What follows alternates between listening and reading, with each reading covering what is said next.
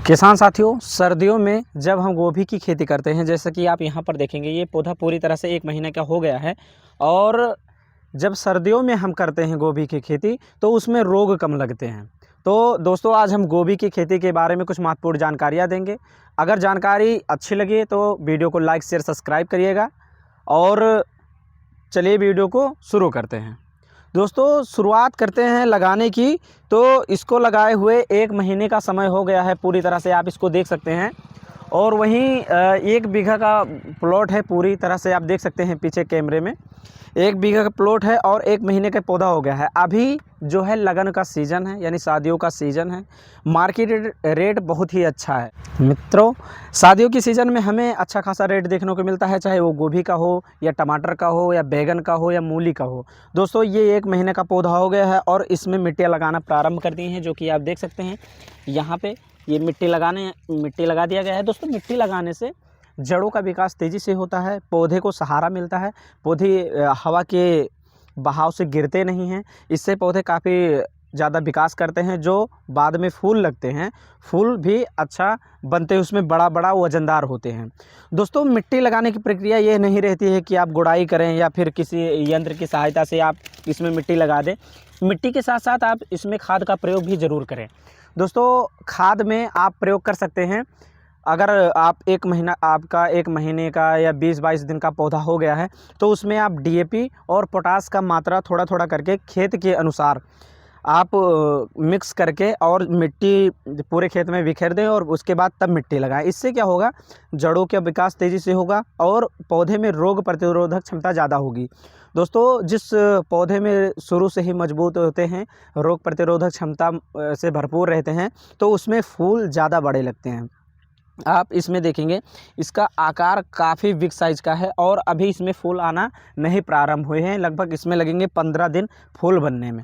उसके बाद में इसको कटाई की जाएगी और मार्केट में बेचा जाएगा। लेकिन उससे पहले कुछ ऐसी सावधानियां हमें रखना बहुत ही आवश्यक हो जाता है कि अगर हम उस सावधानी नहीं रखते हैं तो हमें नुकसान हो सकता है। सबसे पहली सावधानी हमें रखना होता है तना छेदक या फल छेदक, जो कि आप देख सकते हैं अपने स्क्रीन पे।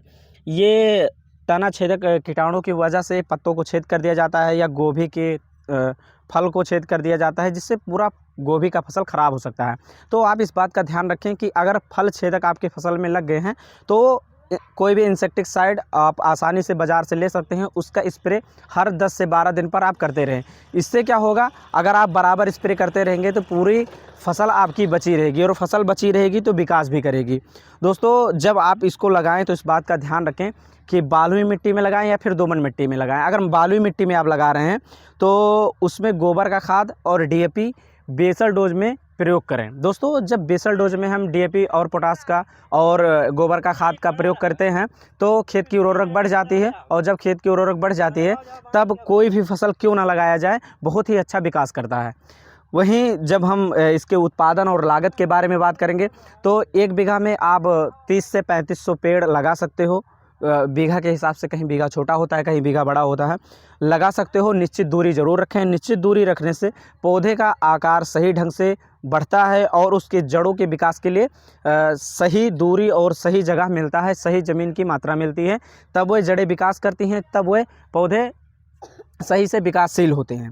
दोस्तों, वहीं जब 3500 पेड़ हम 1 बीघा में लगाते हैं, तो आप नर्सरी भी तैयार कर सकते हो। दोस्तों, अपने हाथों से तैयार किया गया नर्सरी ज़्यादा ही विश्वसनीय होता है। अगर आप किसी नर्सरी से ख़रीद रहे हैं तो इस बात का ज़रूर ध्यान रखें कि उस आदमी से नर्सरी का पौधा परचेस करें जो आपके लिए विश्वसनीय हो, क्योंकि मार्केट में कई ऐसी वैरायटियाँ भी आती हैं जो ख़राब रहती हैं और आपकी फसल को नुकसान कर सकती हैं। इस बात का ज़रूर ध्यान रखें। तो मित्रों, अगर फुल लागत के बारे में बात करेंगे तो 3500 पेड़, अगर आप 50 पैसे पेड़ पाते हो तो लगभग 1700 रुपये या 1750 रुपये आपके पड़ेंगे बीज के या नर्सरी के।